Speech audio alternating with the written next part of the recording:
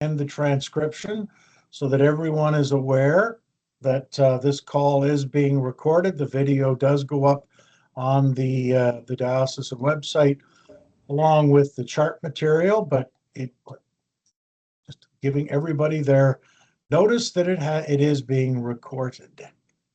And with that, we can jump.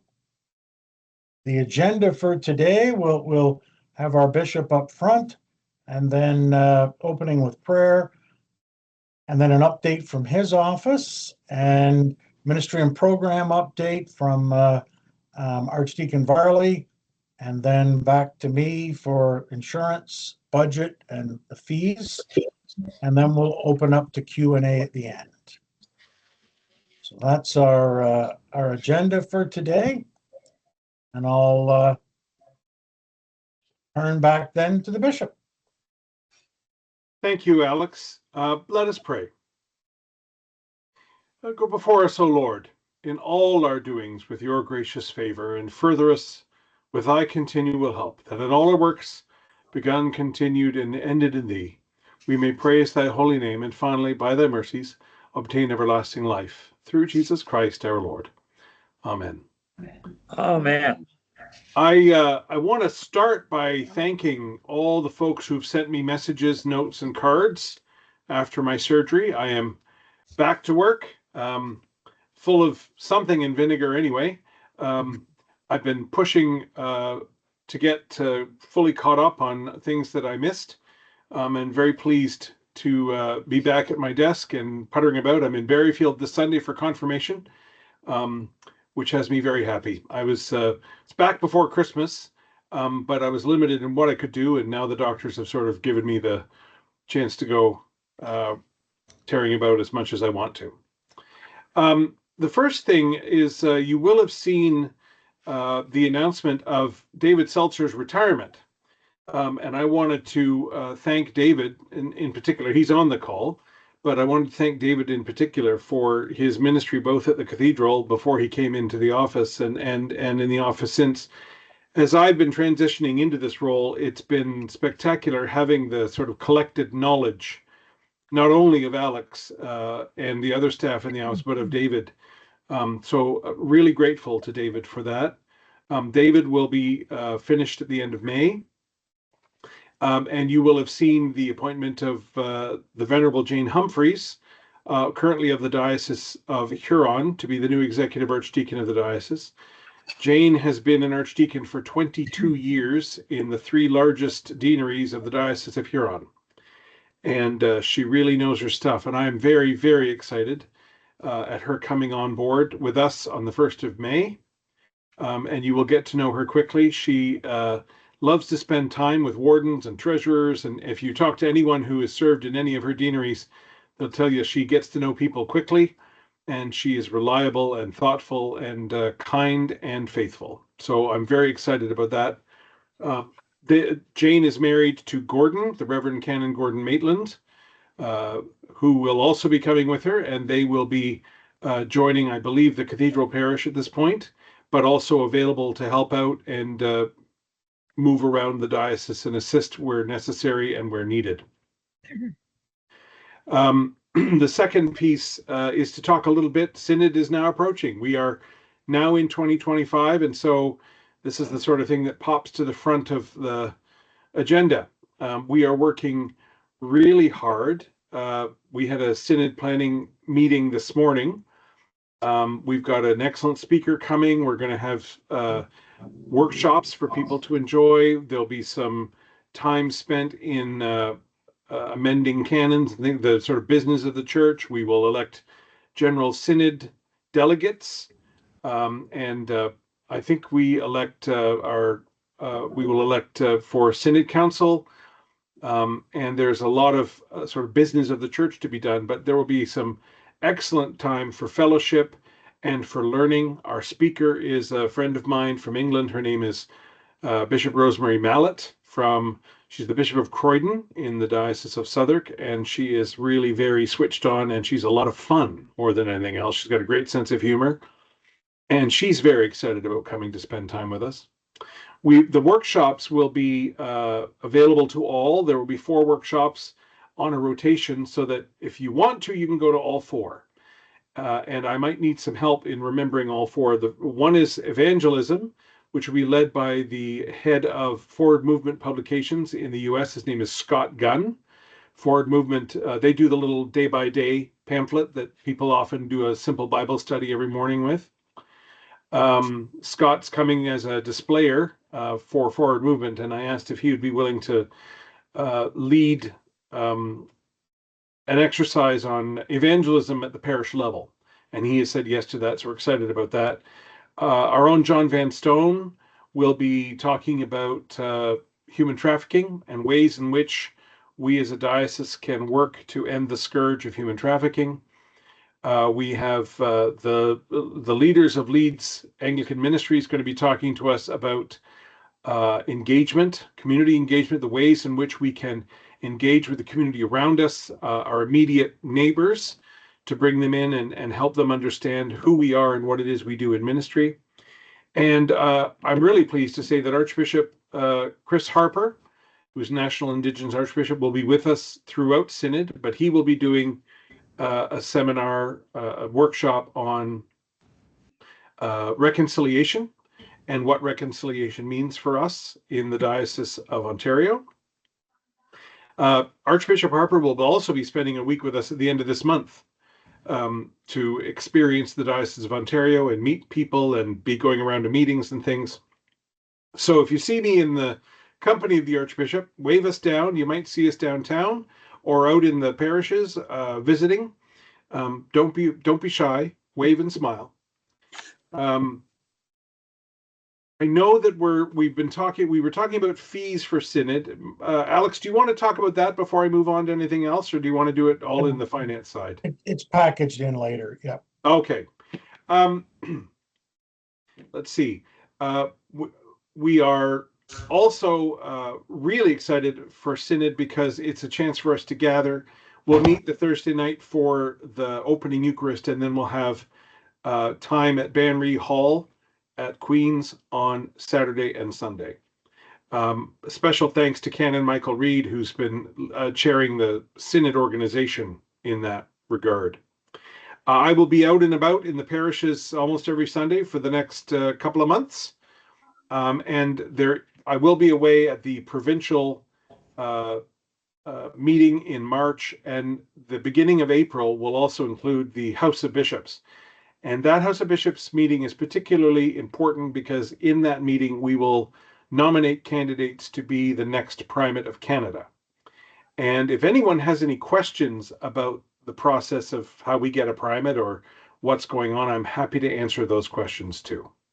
Other than that, that's the summary of me. I'm pretty much running around like a chicken with the head cut off at the moment, but I'm enjoying it, having been a little too sedentary for a little too long.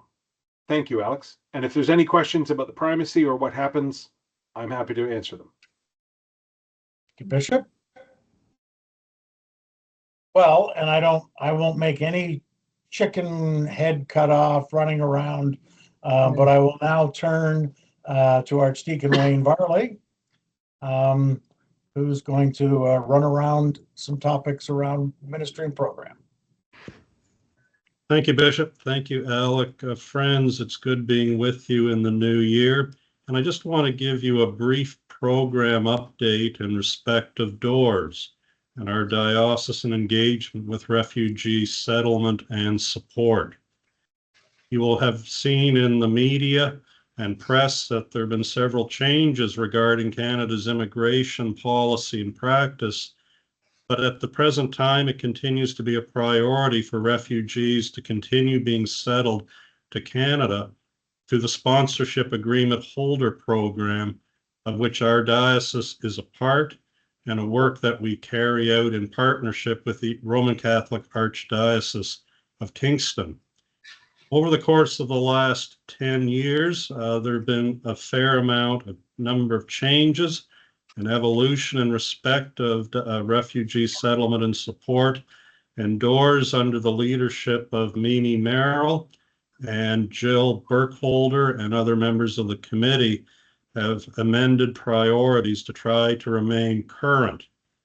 For example, since about 2021, DOORS has focused on improving the experience of those wishing to be sponsors through a variety of initiatives.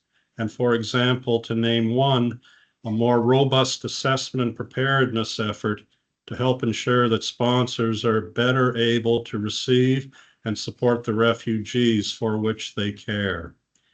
And second, refugee settlement and support itself is an ongoing work. It is a 7-day-a-week initiative.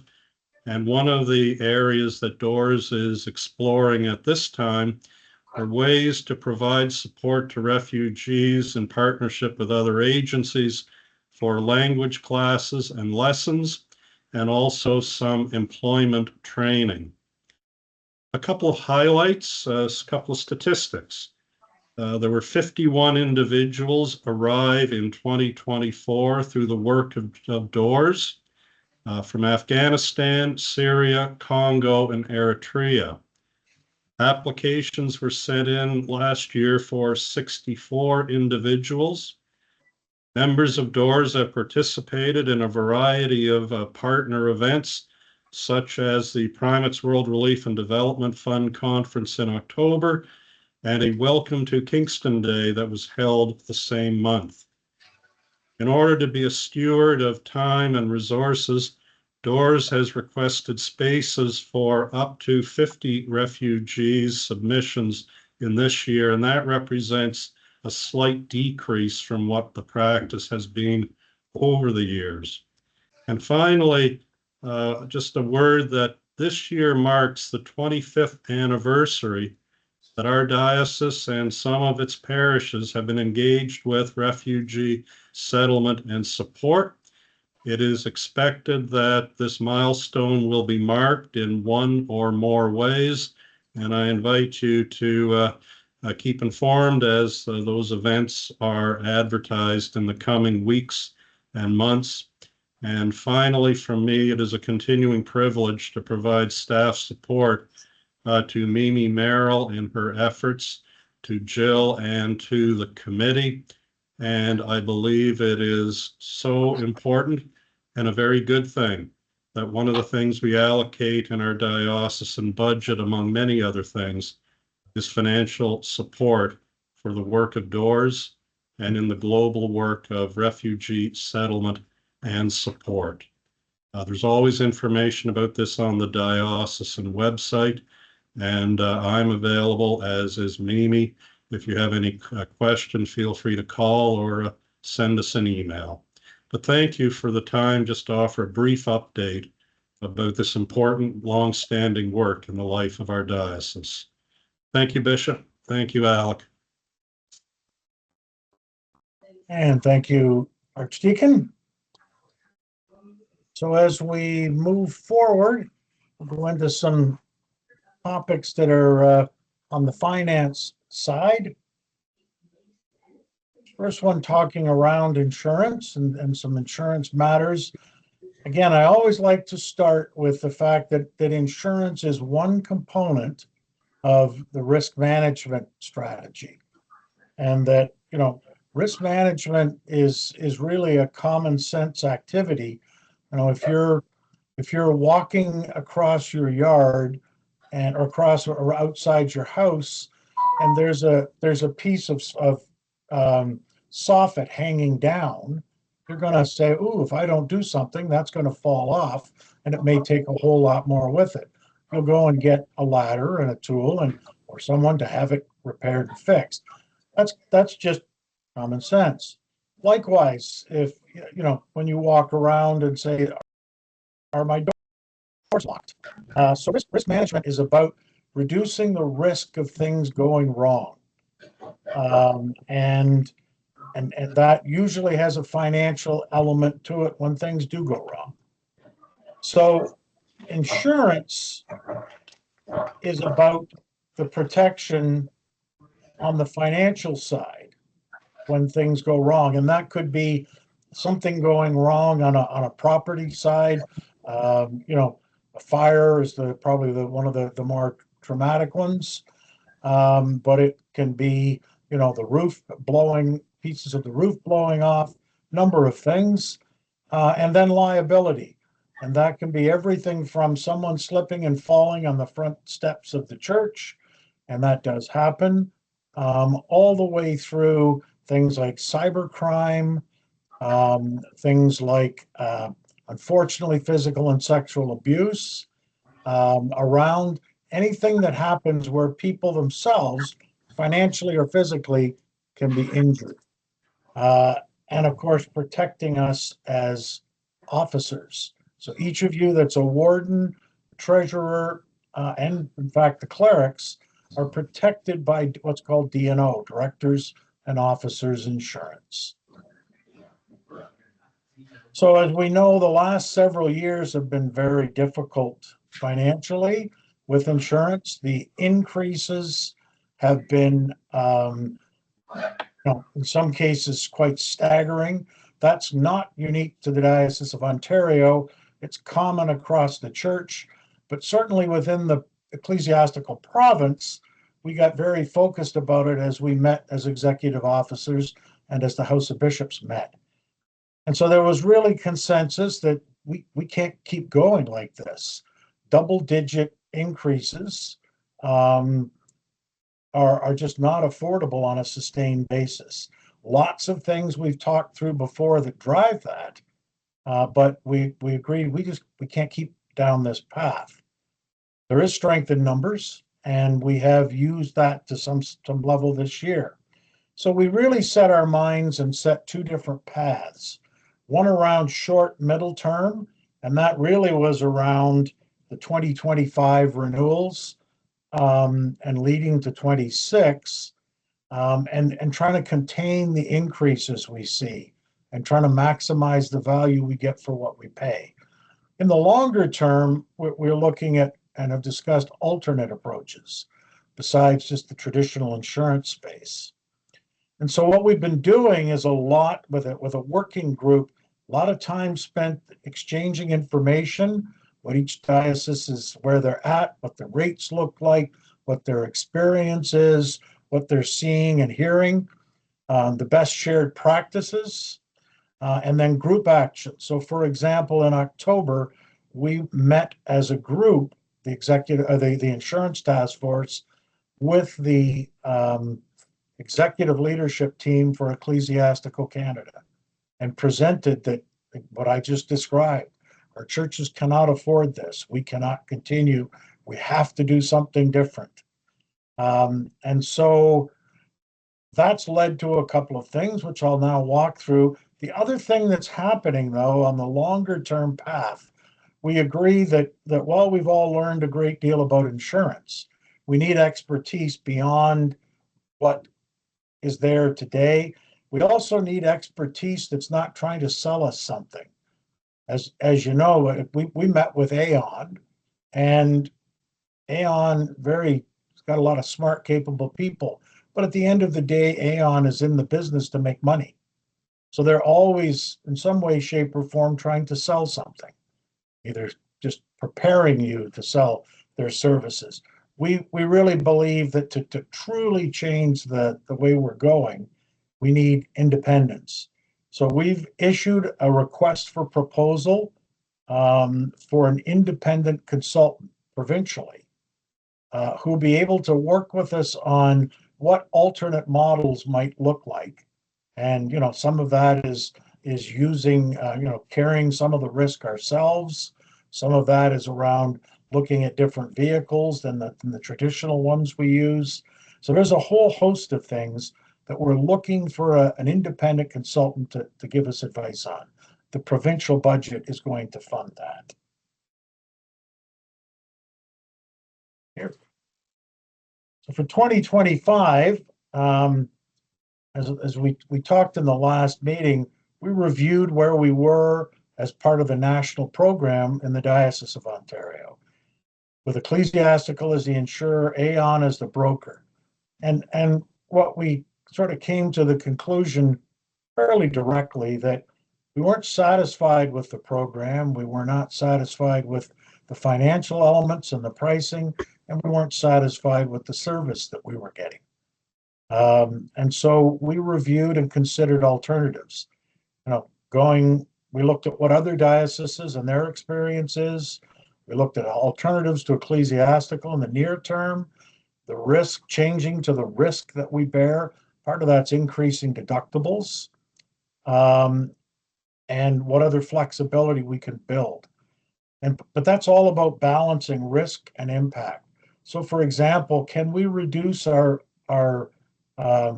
premium by taking, for example, a 2,500 deductible to 25,000? Yes, you can, in some cases, reduce your premium. Where there is, though, when there's a claim, that $22,500 difference comes out.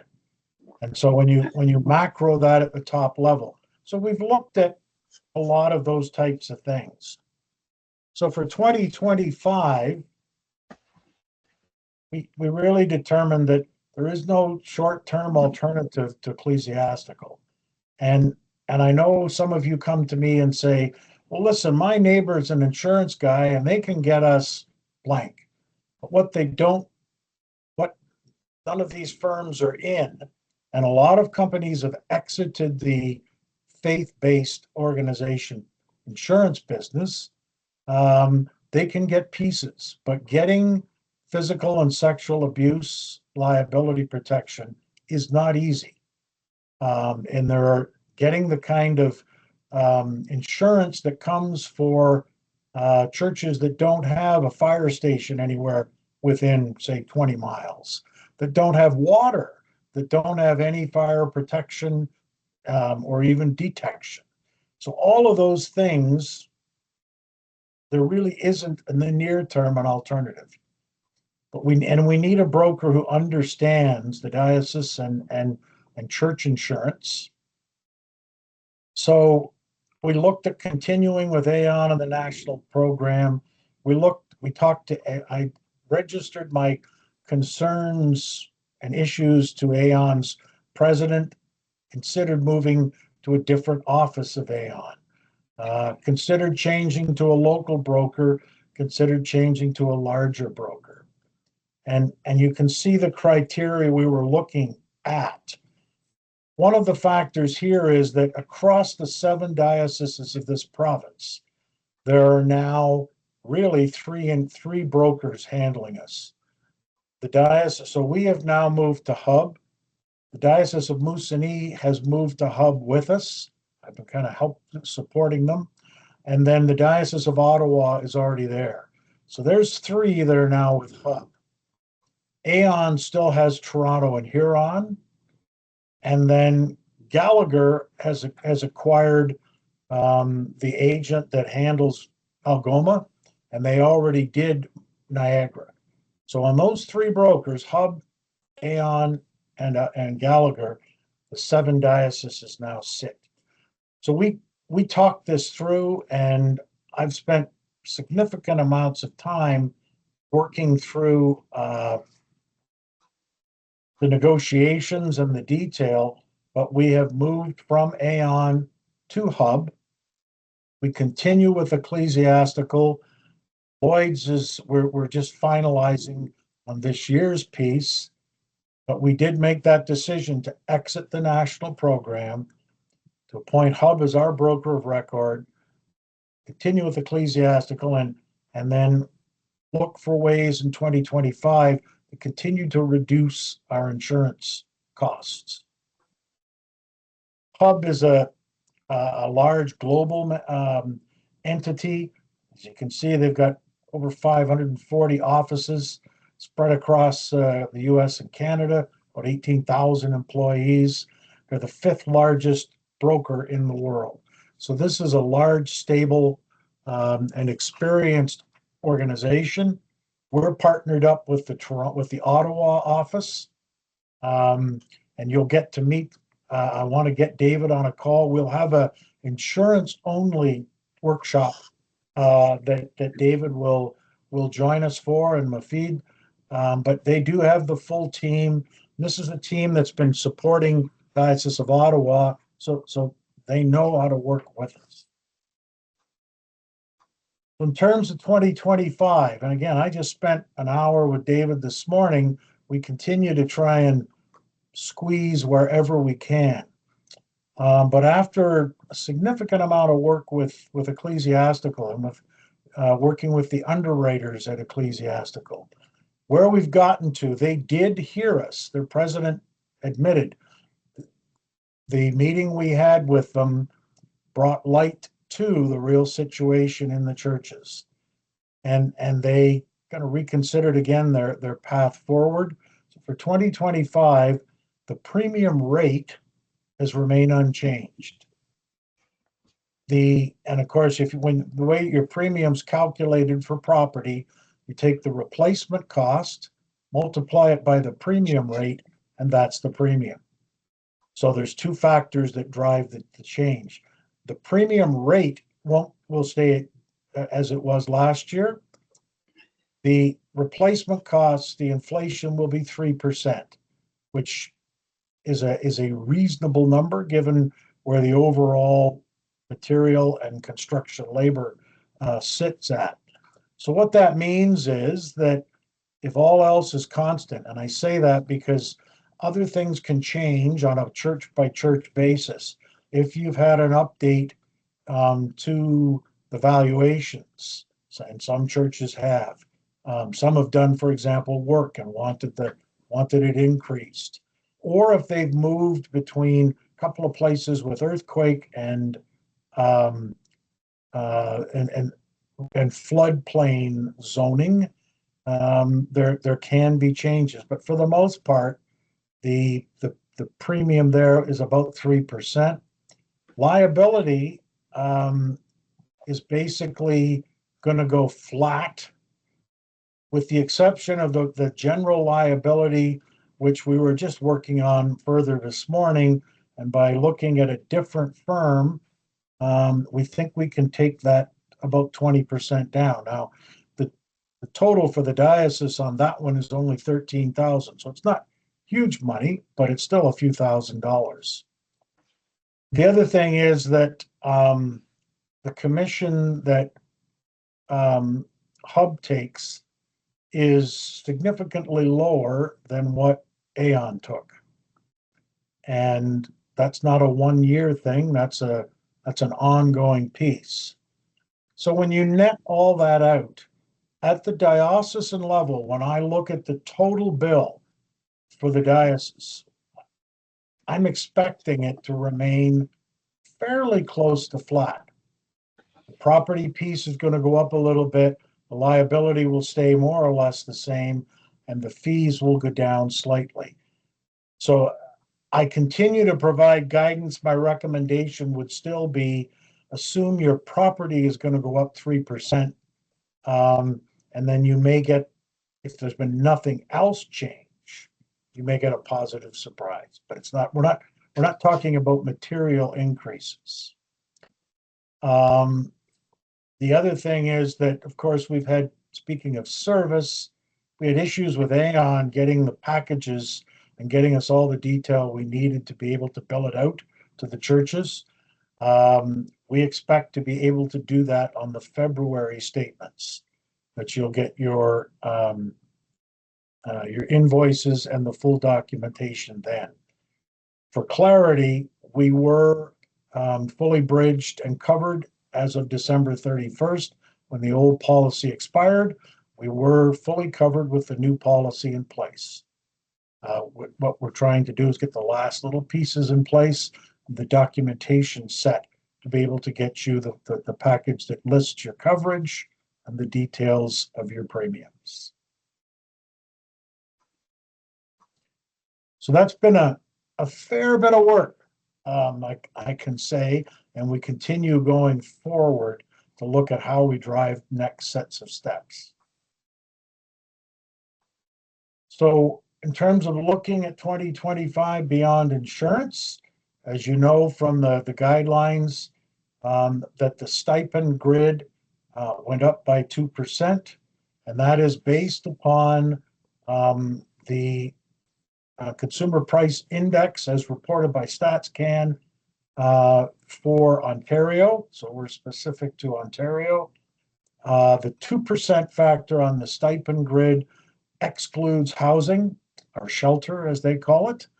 And then we separately treat the housing allowance with the rate that they report on the increase for shelter. So it was 2% on the grid, 3% on, and then including shelter, and then the housing allowance is at 4.4. So for those that didn't, for those that don't get, there's a few that don't get a housing separate, it's in us all together, they get 3%. Those that are on straight housing is 4.4, 2% on the grid. The mileage rates have gone from 68 on the first 5,000 clicks to 70, and from 62 cents after 5K to 64. So that's an increase of 3.2%. And those reflect what the CRA is providing as, quote, reasonable. Anything greater than that, they would treat the whole housing allowance, the whole car reimbursement as taxable. So just again, I recommend caution both to the clergy and to the wardens in terms of claiming anything further. It stays tax-free as a reimbursement as long as it's less than the reasonable rate. And if you increased it to say 72 cents, it wouldn't just be that 2 cents that would be taxable, it'd be the whole 72 cents. So just a caution there. Everybody, you should have the grid. I just put it in here just for reference. The grids went out with the guiding, and basically those cells have moved up 2%. So when you look at the budget for the diocese, we just sort of highlighted some of the key pieces that provided pressures on the budget. Obviously, CMM moves with church income, and there is a variety of situations across the churches in the diocese. Some are holding well, some are needing to are seeing their income down, and some are staying afloat where they are. We have seen significantly more funds withdrawn from the investment fund, and that, of course, part of the fee structure there. 3 Adelaide Street, we have had a housing group. There's a professor from Queen's and Western that has been running a program there, peer-to-peer, on reintegrating people into housing that have been homeless. That program, the lease ran out at the end of November 2024. And what that means is at this point, we are not receiving any income for 3 Adelaide Street. And so we were getting, close to $24,000 a year there. And right now that's a hole. We do have several conversations underway about potential uses. But until then, that's come back in. Those costs are now not covered as the income isn't there this year. And 2025 is a synod year. The inflation that we have talked about, obviously the grids changed for clergy, the grids changed for salaries consistent with that. So there's factors there, and just general inflation as we do things, whether it's both the mileage recoveries, but also, hotels, travel in general, that's all seen significant increases. And the cost of any assistance we need, legal fees and HR and all those kinds of things. And we are, as Wayne's covered, some of the doors work, and we, the position there, we don't have some of the offset through grants that we once did there. And finally, we did run about a $50,000 deficit pre-audit in the operating fund, and we set out to eliminate and have a balanced budget. So you start with a 50K hole to begin with. As we all know from our church budgets, balancing a budget conceptually is fairly simple. You increase income, decrease your expenses, and you're good. Unfortunately, it's not always quite as easy as that. So we have looked at, as you balance, to come back and again, just clarity, balancing expenditures with income.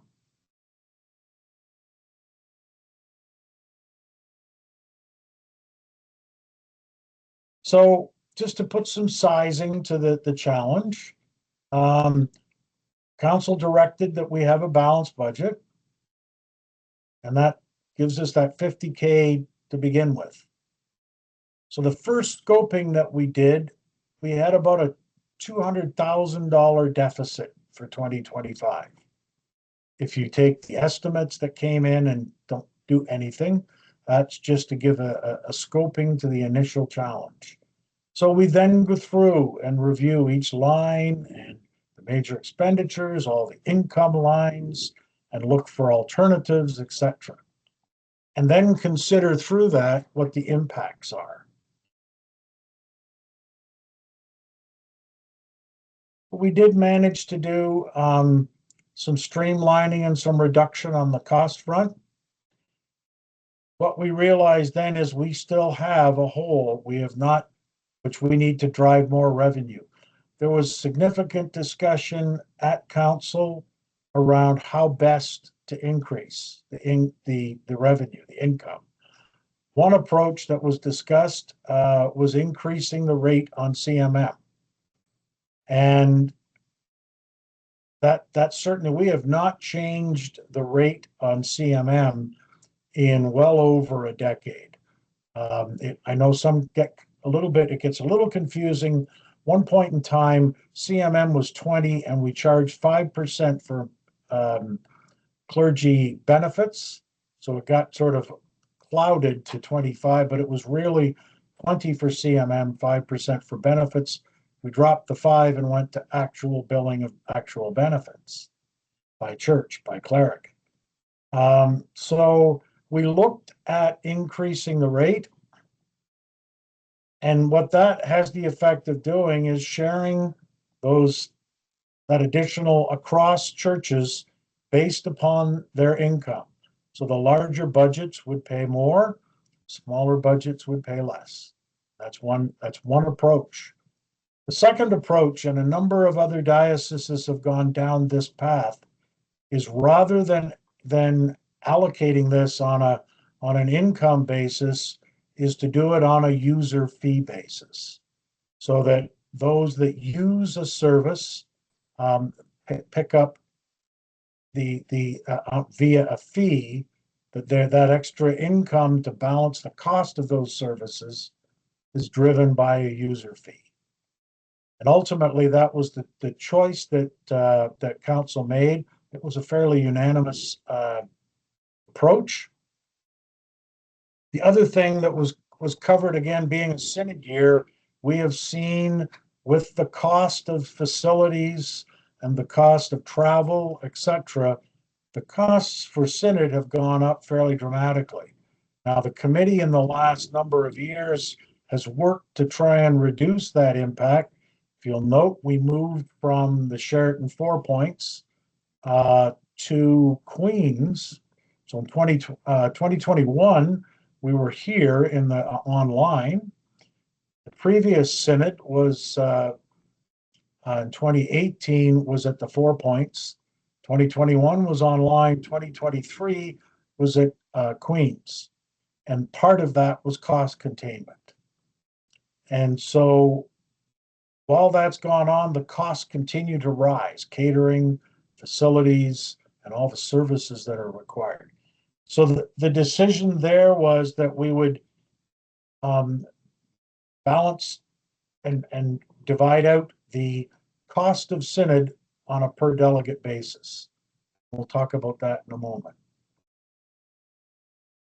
So there was a couple of fees that are germane to parishes. The first is a 1% fee applied to payroll. And so what that will appear as is a 1% on your payroll invoices. And that fee really relates to providing the whole package. There's a lot of things with payroll you don't necessarily see up front. Part of it is making sure that we have the right, for those that are on salary or stipend, that they're correct. But we have a lot of payroll that comes in via clergy in particular for hours or services done and that kind of thing. That's all manual effort. We of course have about 100 people on the diocesan payroll, so that includes clergy, diocesan staff, but it also includes a number of parish administrators, office staff, janitors, sextons, organists, etc. So it also includes managing the benefit pieces behind it. The pension office, while our pension and benefits packages are actually quite well managed, but there is a fair bit of work to calculating pension and ensuring that everything is handled correctly, the money gets put through correctly. There's a fair bit of work that goes into all that.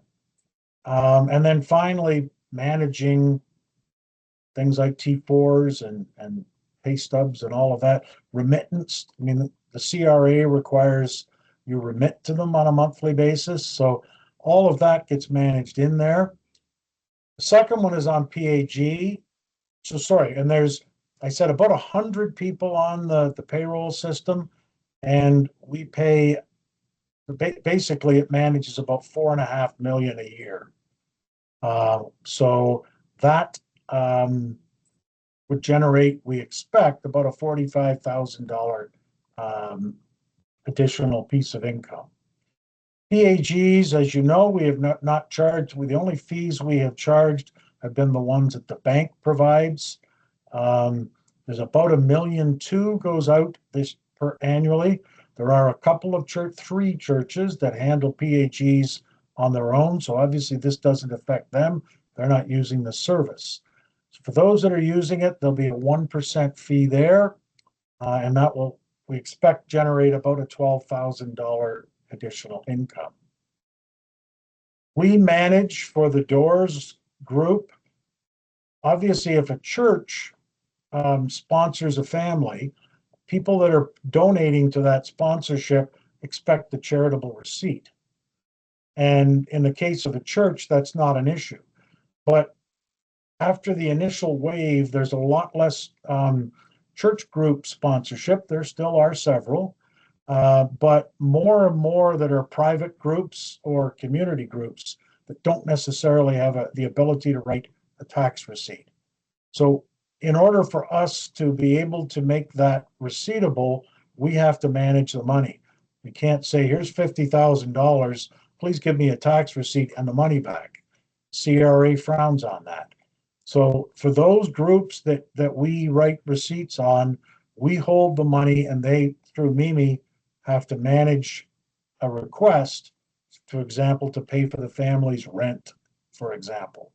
And so what we're going to apply is, when we take that money in, we're going to charge a $500 one-time fee that will help defray the costs of working through that, because there's a fair bit of ins and outs that happen over a year period.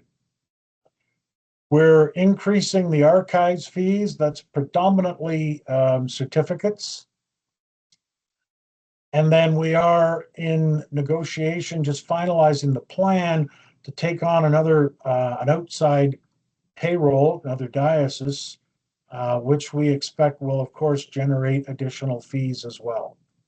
And we will basically be trying to generate efficiency across the 2 dioceses by sharing that payroll system, because we have a good one.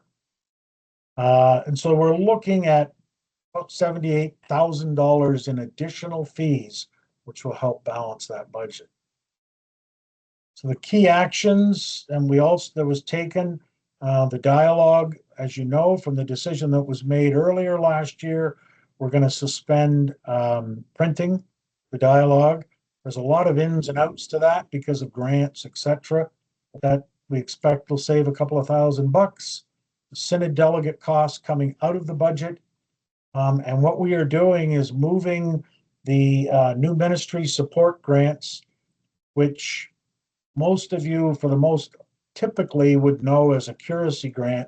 Those continue in place, and the churches that have them today will continue with them.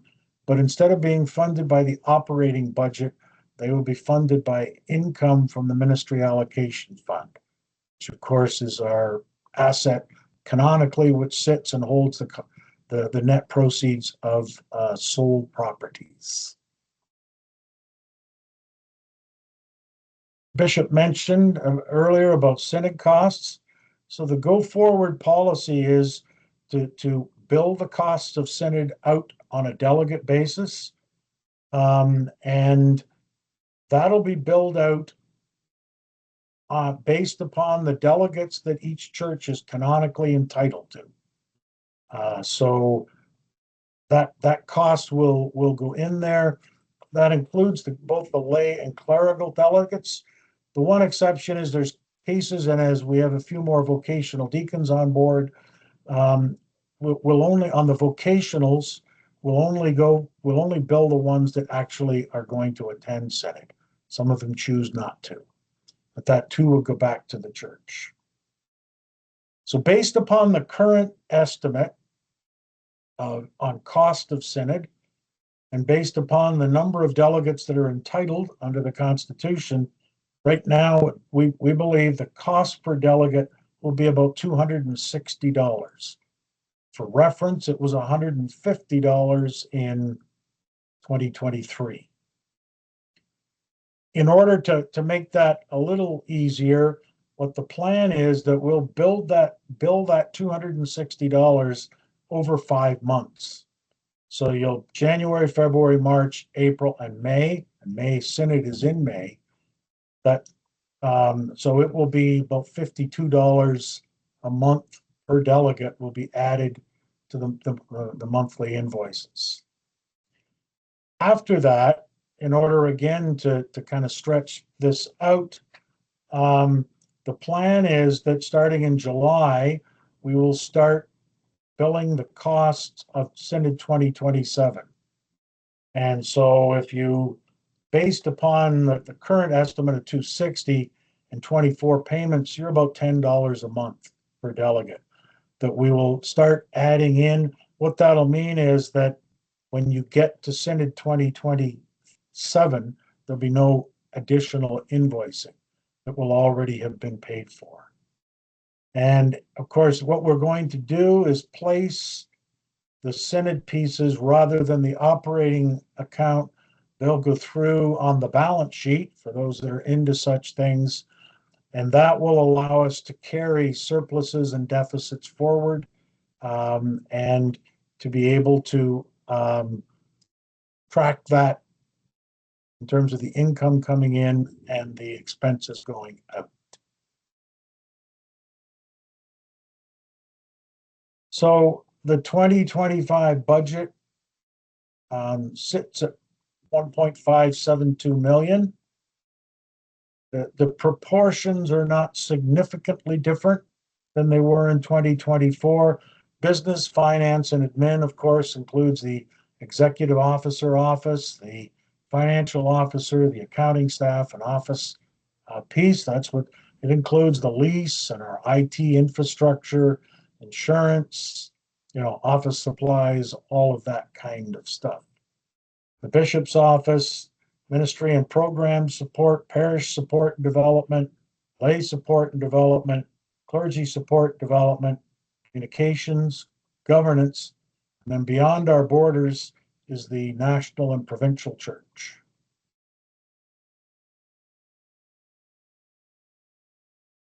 Council approved the budget at the December meeting. That budget, though, and we were, of course, also caught with the bishop not with us because of he was offline because of the medical challenges.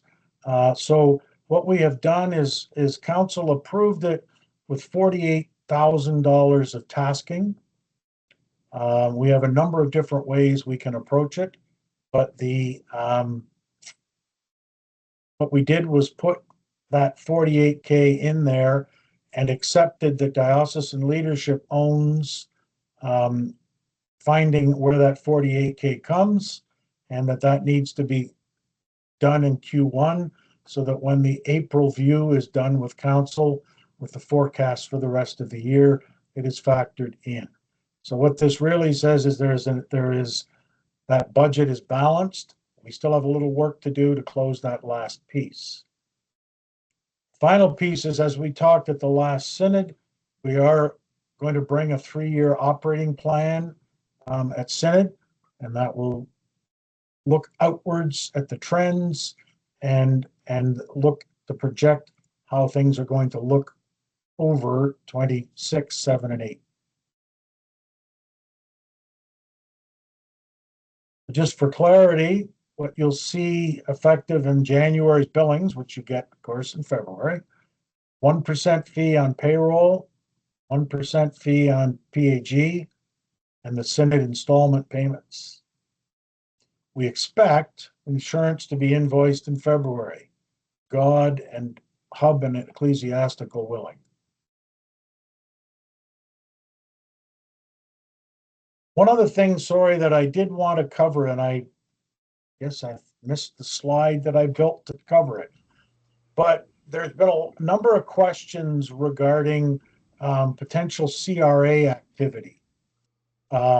So here's what we know.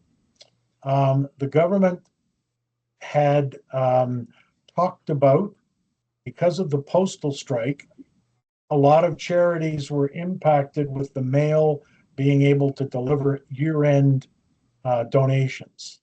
So the CRA had speculated on, much like they do with RRSP, where you can January, February, and you can choose to donate. Anything you put in there can be used either in 2024 or 2025. They were talking about extending the year-end charitable deadline to the end of April.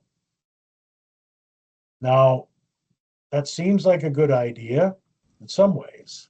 However, it also creates a lot of work and potential confusion, because when you put money into, say, your RBC, RRSP, they don't care whether you claim it in 24 or 25. But what happens on your T35 or T30, right? When you try and say, how much has St. Swithin's reported on receipted income? Well, does that have to include the first months? What is it? They never got to answering those questions. And there was a lot of them. And I was part of some of that discussion with the advisory, but with the Parliament now being prorogued, it really doesn't matter, because unless they find another way to do it through regulation, they don't have the ability to implement that and change the Tax Act. So at this point, it would appear that discussion has passed, and what was received at the end of the year was received at the end of the year. Was received.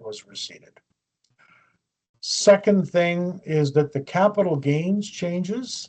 And the reason I mention this is, for some folks, this factored into their decisions around donating shares. And obviously, when you donate shares, you avoid the capital gains. And the increase in capital gains rates would have, I think, provided additional incentive. At this point, that too has not passed through legislatively, so that too is on the suspended list.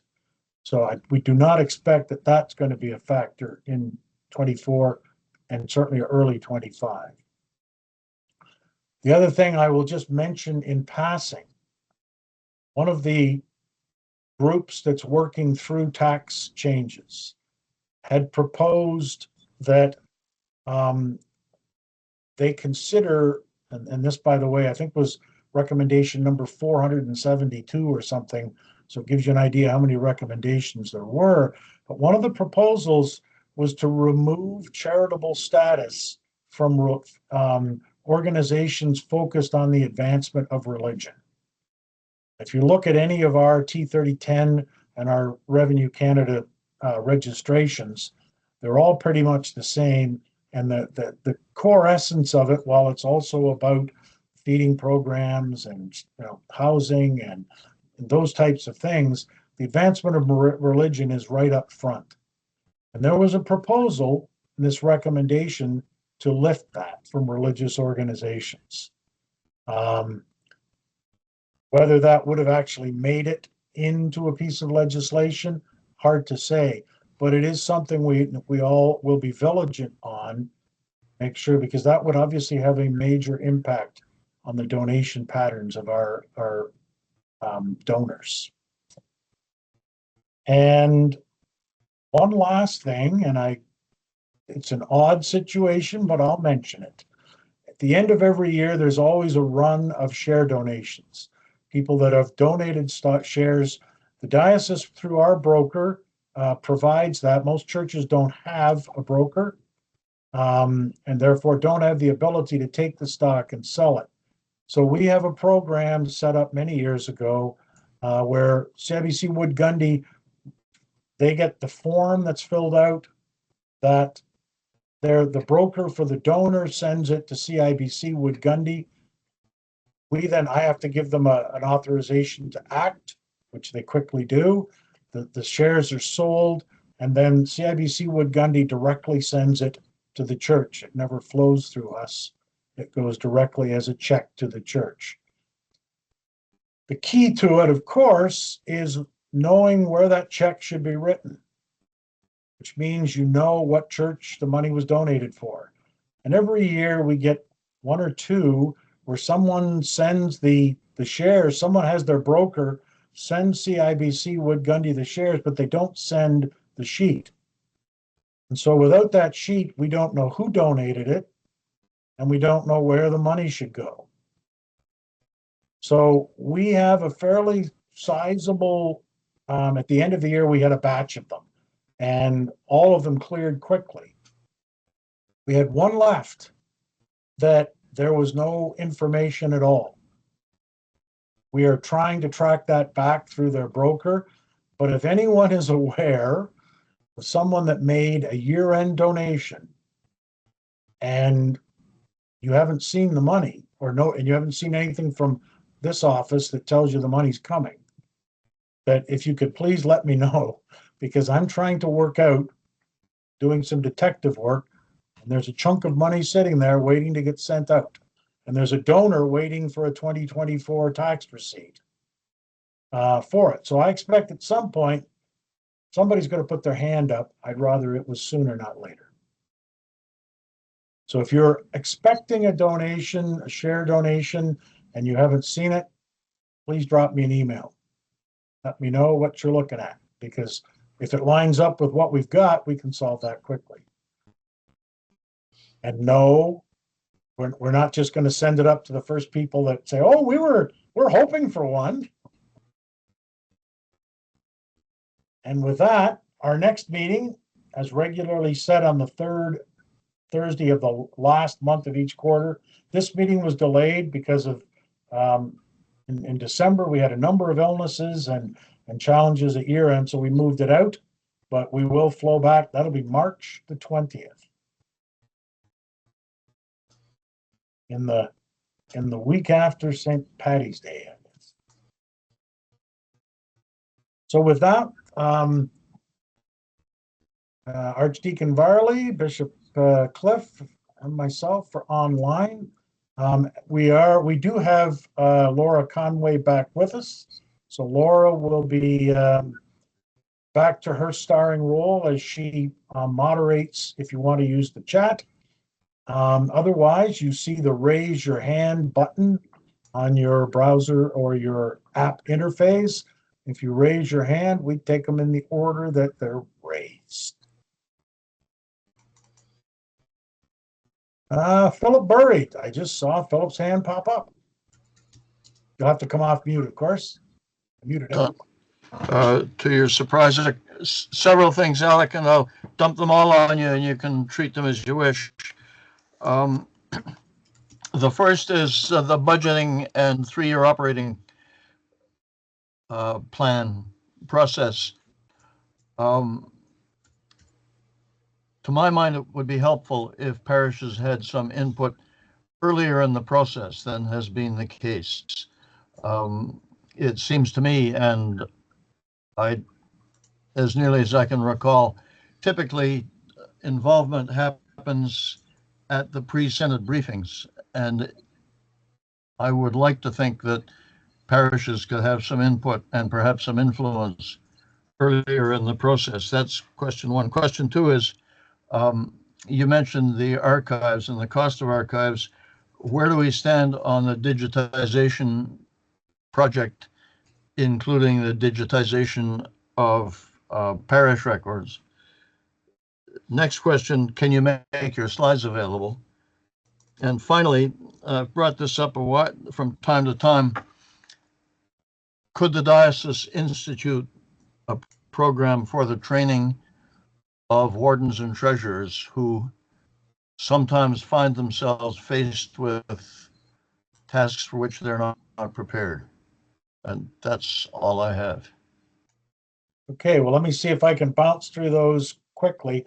The easy one is the slides and the video recording are always up on the website. Normally they go up the day after. Once the recording gets processed and I have access to it, I take that in a PDF file of the charts and Mark puts them up on the website. All right. So they're all there. On the archives, we are continuing to work through digitization. We have an application in for a summer student grant funding for the federal government, which we have in the last number of years been successful with. So that student would continue accessioning things that have come in, but also digitizing, and we're trying to digitize on kind of a usage basis. And we are also, I will also just put a quick plug in because we do get support in a number of areas, the federal government through the summer student program, but we've also, and through our cathedral organist, Brad Barbeau, Brad's on the faculty at St. Lawrence College. So we have an IT student who began her 7-week placement with us. They do job placements, and we worked our way through being accepted into that program. So we have, and by the way, we've already, for those that are into technical things, we now have taken Mr. Hauser's many terabits of data that is mostly pictures and videos and all that goes into everything you see from the last 10 years. And it's now gone into a blob on our Azure cloud. And our student has gone in and very quickly this week set that up, set the container up, and set up scripting and everything to make it all work. So we're hoping that some of that work, part of what we're doing is trying to make it the tools better to digitize. And we are gathering more parish information, like the annual returns this year is all, again, done online. So we're trying to get as much as we can up front. Warden and treasurer training. Yes, that's something that we've had more discussion about. This call has been a piece to give those opportunities. But yes, we are looking at this year and probably looking at treasurers separate from wardens, and trying to look at some of those pieces that will, and then again, making some of those resources. In the old days, we used to go around the diocese once a year and we do workshops in 3 deaneries or 3 regions. Now we can do it once, record it, and leave it online. So if you can't attend, then you can still get at it. So that's part of what we're trying to build up. But yes, understand, Philip, the need. And then the intention is that as we build towards synod, we will do, hopefully in March, some input sessions around the 3-year operating plan. That is the intention. I think I covered them all, didn't I? I think you have. Input would be good, and if I don't know if it's possibly even too late now, input even to the annual budget, I think would be appropriate. I know the approval rests with the Synod Council, but it would be good if I think parishes had, what's the word I'm looking for? Material input. You don't have to accept every suggestion, but it would be good if they happened.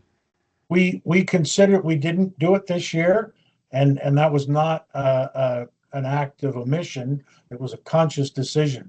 Part of it was we knew the scale of issue we were going to face in terms of the changes.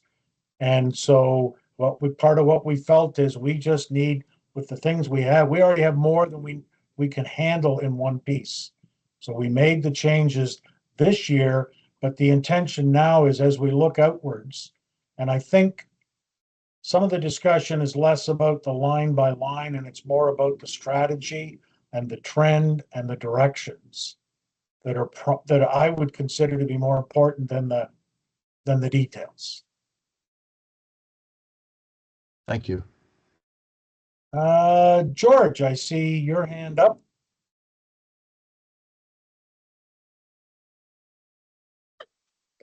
Yeah, first, let me say I was remiss in not saying Happy New Year to everybody on this call today. Second, David Seltzer, we're really going to miss you. My first question is for the bishop, and he was saying, explain about the process for replacing the primate. What would you like to know, George? Well, just what process do you get through? How was this done? So the House of Bishops meets in April. There are, I think the total is 40 bishops in the room. And we nominate and ballot until we come up with between 3 and 5 names. Those names are then sent to General Synod, and the person who gets a majority in both the clergy and the lay house at General Synod is elected primate. Oh, very good. Well, thank you. I know I like to read about the primate whenever the Anglican Paper Act comes in, and I was just wondering how that was, what the process was. Thank you very much for that. Pray for us because we're in the process of discerning who's next. Okay. Now, I have then a question for Alex. Alex, I was looking at that pie you had there with all the percentages and that, but I didn't see anything on there for the wardens. Like, I guess we don't get any pay, do we? No, but what we consider, George, is that wardens' pay should go up by at least a factor of 200%. Well, thank you very much for that. I wouldn't take a penny. I love doing what I do for my church and for the congregation of my church, and helping the other 2 churches also. So thank you. And I want to thank you very much for the work you've done to try and curtail and keep the cost of insurance down.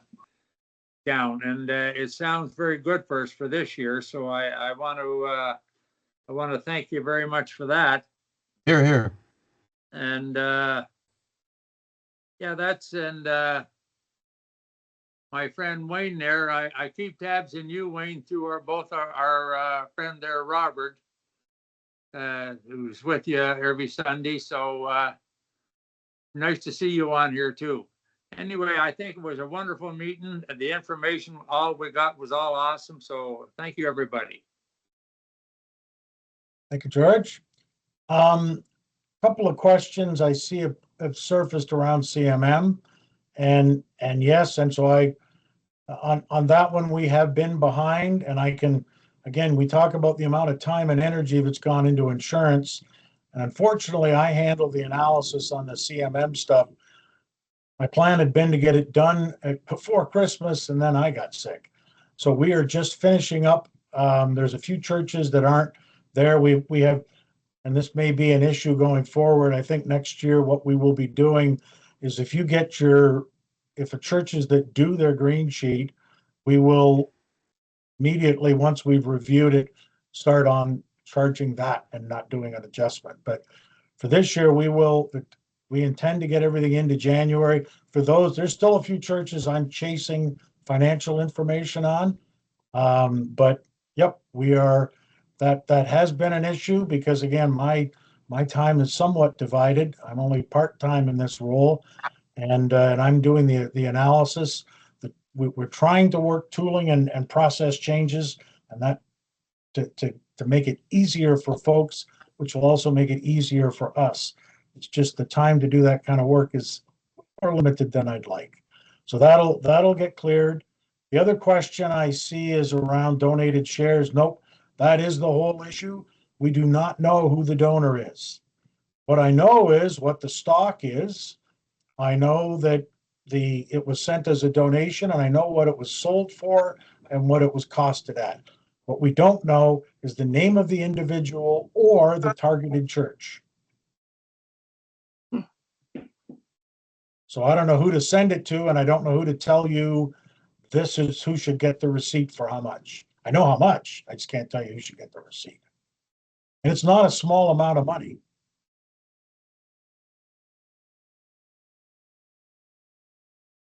Could I ask? Sure. You're muted. I didn't do it. I have one question, really nothing to do with this meeting, but, well, it does something with our finance. For you, Alec, or for you, Bishop, we have that, the Maud Smith funding. And in that Maud Smith funding, none of the principal, just the interest was supposed to be, initially was supposed to be sent out west to help Indigenous people to get into the clergy. And we have sent some. We actually sent, I think, as you know, we sent to a school where actually David Smith had taught and been a principal a couple times.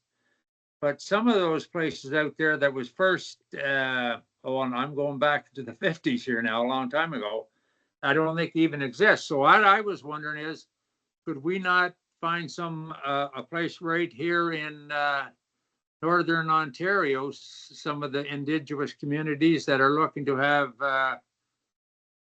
clergy or Indigenous people go into the clergy? We'd be, if we knew something, we'd be willing to send some of that interest money to them. If you could, either one of you people could find out that for me and send the information to George and Barbara Vale at our email. Certainly a number of options there, George, including Moosonee Diocese, which is very much part of the province.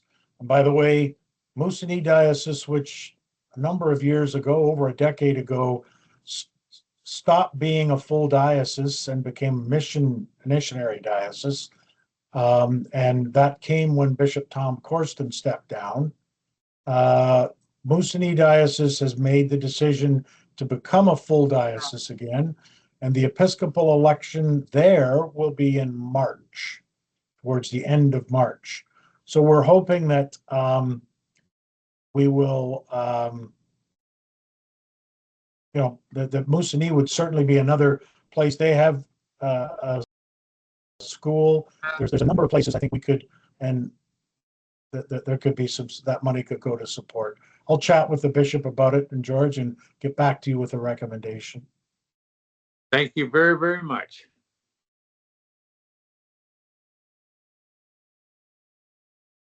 Philip.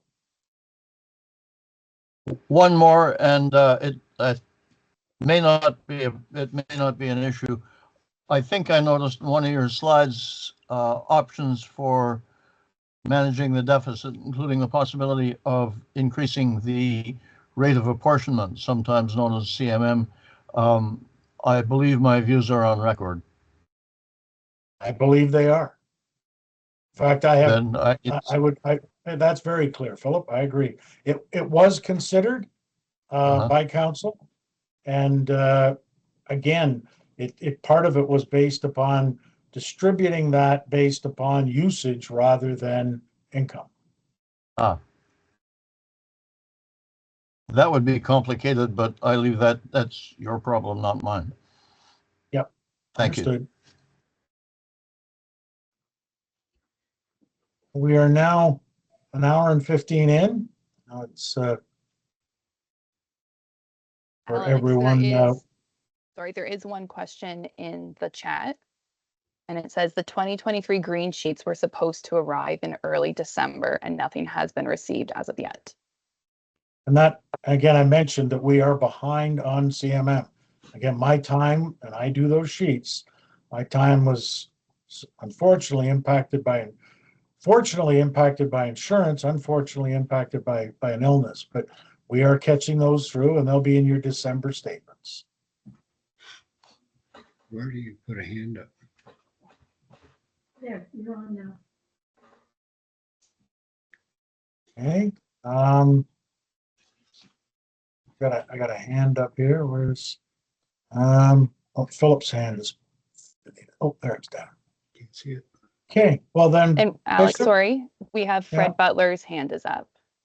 Okay, Quick, I assume when the statements come out in January, the 1% fees will be separated because we're going to have to start separate accounts for them. so the fee, the fee will be separate. You're just, again, we always get confused. The statements you get in January will be for December, no fee. Yeah, okay, let's go February. Statement, that's the January statement, which you'll get in February. Yeah. Will have a clear line item for that, any fee. Yep. Okay, so we can set up separate accounts for that. Yep. Okay, thank you. As will we, so we can track all of that, of course. Okay, then, well, Bishop, then we will turn back to you for closing prayer. Thank you very much. Let us pray. We thank you, Lord, for all of your blessings to us as a church, for all those who've gone before us and provided for us. And we give you thanks and praise for the gospel which has transformed our lives. Give us grace to love you, serve you, and continue in our various parishes in worship and praise. Keep us strong and safe as we find our ways home, and God bless us all. This we ask through Christ our Lord. Amen. Amen. Thank you all. Thank you, Bishop. Thank you, everybody here today. Thank all the clergy and staff of the diocese. You're all awesome, and have a good day, everybody. Happy New Year to all. Thanks, folks. Happy New Year to everybody.